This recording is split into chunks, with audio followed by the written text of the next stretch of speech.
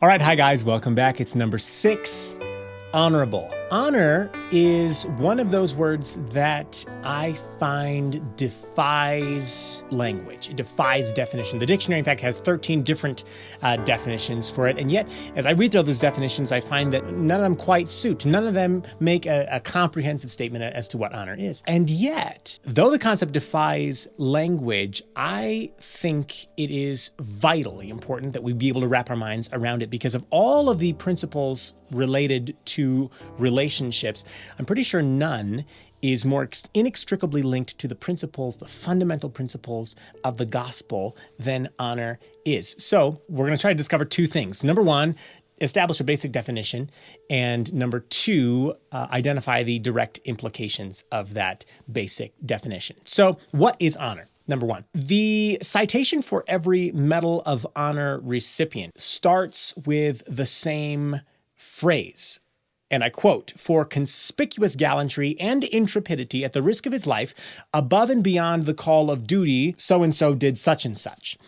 So basically, selflessness and bravery at the risk of life above the call of duty. That's kind of the defining mark. That's kind of the definition established by the military. And if you read any number of those citations, you'll discover a number of things. Number one, these exploits were always performed against all odds. That is to say, the brave were always outnumbered. Number two, these were situations where duty was faithfully exercised and then exceeded. So like above and beyond the call of duty. These are not people who are neglecting, have selective exploits while they're neglecting duty. No, the duty was fully fulfilled and then exceeded. Number three, gallantry. Gallantry at the risk of life. What is gallantry? Gallantry is a combination between courtesy and bravery. And what that tells us is that this honor is a relational principle. It's always exercised on behalf of another. And then lastly, I think, again, if you read those citations, you'll discover this pattern. It is an internal principle, by which I mean these same exploits recognized by the world as being above and beyond the call of duty are recognized almost universally by those who actually committed them as simply my duty. For them, this is not heroism. This is what anyone would do under those circumstances, or at least that's the way they frame it. And I think the reason for this is that honor internalizes greatness and makes it the only choice.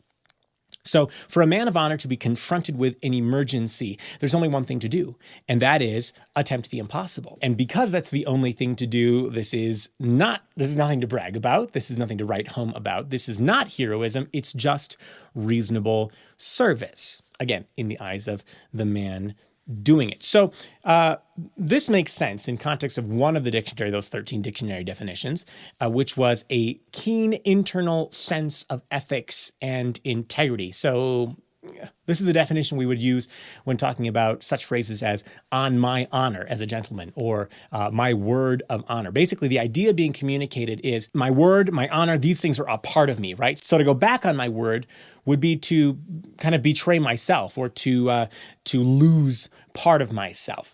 I'm not going to do it. I'm not going to do it, and I'm not doing it for anybody else. I'm doing it for me. I'm doing right for the sake of right because it is right and because I want to be right. So if that can be called a basic definition, that'll be our basic definition. Again, you can see why the dictionary has trouble putting it in just a few words in one definition. But if that's our working definition, basically this honor, this valor, this gallantry against all odds, an internal principle. What are the key implications? This is part 2. Obviously, there are those key implications we've already covered: bravery, gallantry, selfless sacrifice. But most of us don't live on the battlefield.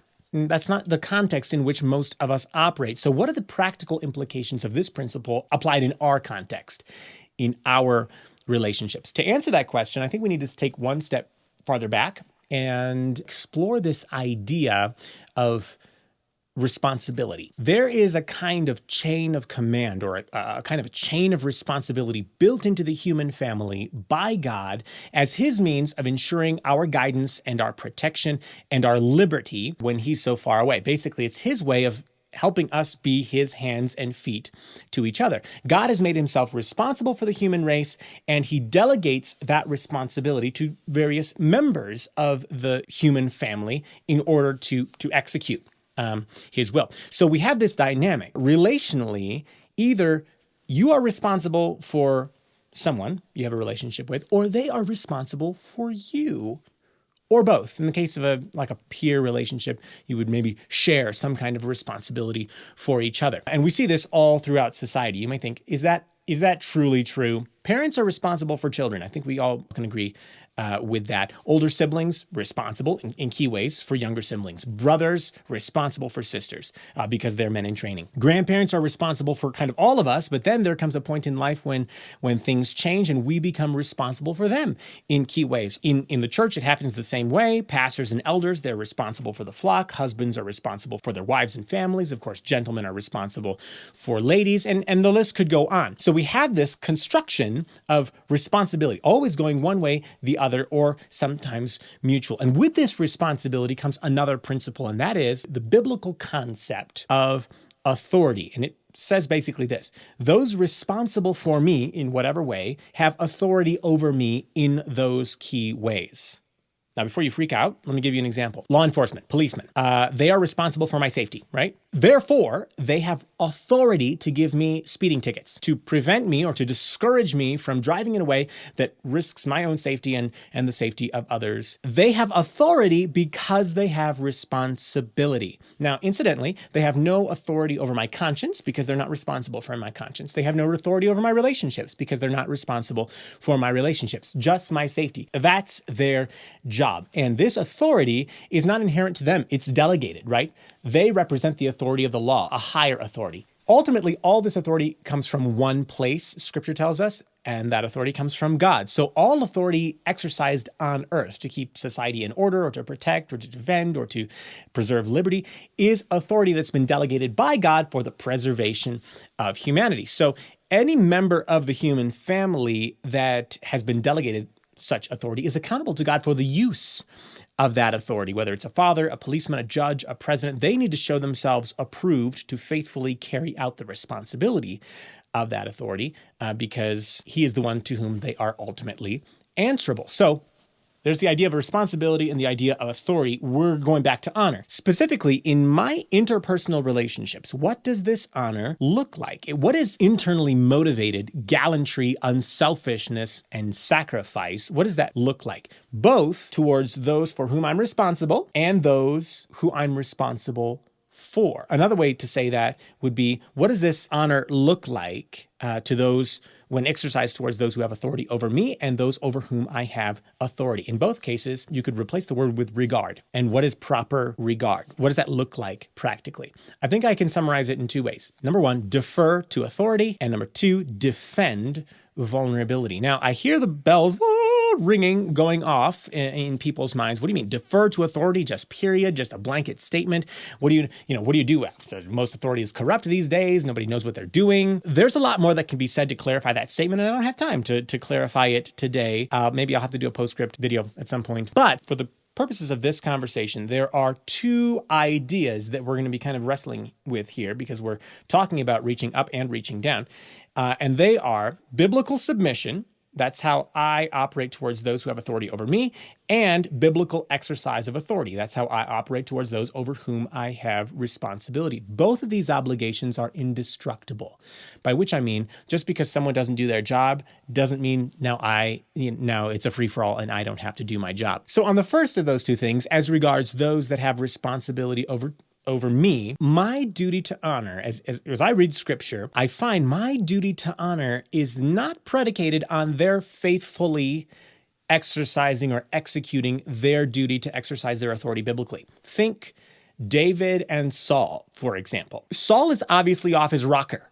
If you're thinking of the time when David is a fugitive, right? Saul is off his rocker. He's a murderous maniac. He's got bipolar disorder. He's bent on homicide. He's clearly not acting like the Lord's anointed anymore. And yet, David recognizes Saul as the king. And even though David himself has already been anointed to replace him as king, his testimony is, I will not raise my hand against the Lord's anointed. Do you see how David is, through his choice of submission, even to a corrupt authority, rising above the circumstances and rising above his abuser in this case, and doing the right thing, even though that's clearly not deserved by Saul? This is the essence of what honor, and honor specifically exercised towards authority, means. Now, I am not suggesting that one must blindly obey or blindly follow a corrupt authority figure. Quite to the contrary. Again, if we recognize where authority comes from, we also recognize that if an earthly or delegated authority contradicts the desires of God, who is the ultimate authority, then God always wins. What I am suggesting is that even if I cannot directly obey the orders of an earthly authority, I still have an obligation to honor and respect them, because honor is something that I do regardless of what other people do. So whether my parents are godly or ungodly, I have a responsibility to honor them. Whether a law enforcement officer is, again, pure or corrupt, I have a responsibility to honor and respect. And whether the President of the United States is pure or corrupt, I have a responsibility to honor and respect.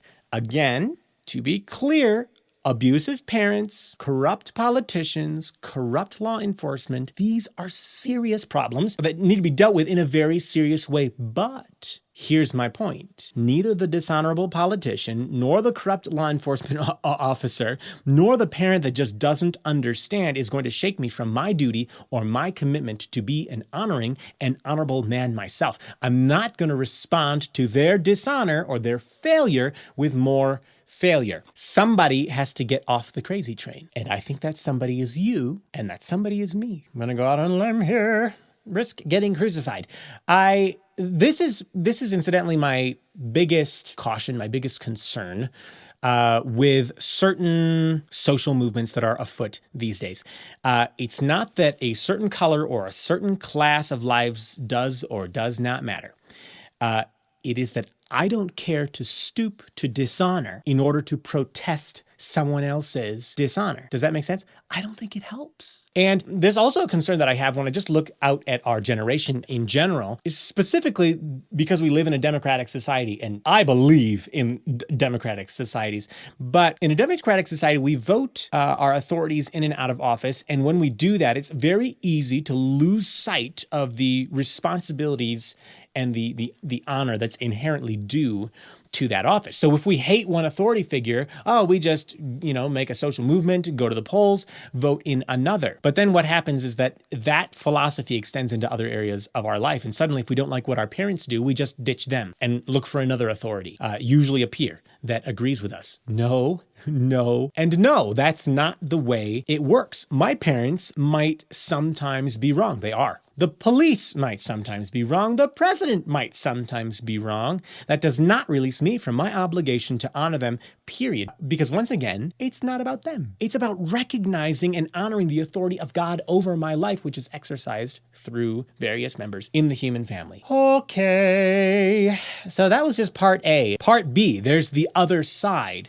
of this, because remember, there are those who have responsibility over me, and then there are those for all of us. There are those for whom we have responsibility. While it is my duty to honor the corrupt authority, even if they are corrupt, though again, that doesn't mean obey necessarily, it just means honor and respect. It's also my duty not to be a corrupt authority. So what do gallantry and unselfishness and sacrifice and all those good things look like when exercised towards those for whom I am responsible? Simple.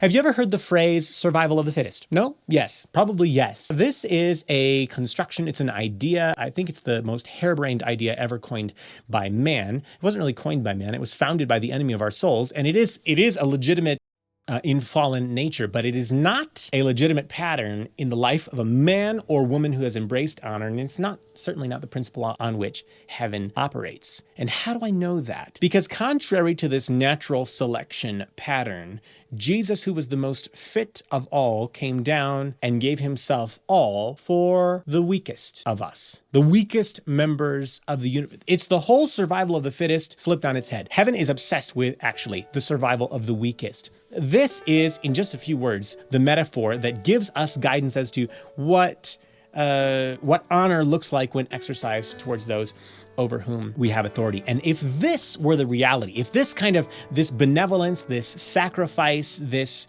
willingness to do whatever to bring a blessing to those over whom we have some responsibility, if this were the reality, do you see how we would never have to have the conversation about how to deal with corrupt cops or corrupt politicians or, selfish or abusive parents? Do you see how much simpler submission would become if every authority was good and kind and benevolent? Do you see how much safer and happier and freer we would all be? Here's the thought I want to leave with you. I may not be able to, I certainly am not able to, change every link in the chain. Those links, if you're looking at, again, that chain of responsibility, the links above and the links below, but I can change my link. And maybe, just maybe, I can start influencing the link above and the link below as well. I have this feeling that if we allow God to rewrite the way that we relate to those over whom we have responsibility and to those who have responsibility over us, we might just change the world one person at a time. All right, that's it for this week. But until next week,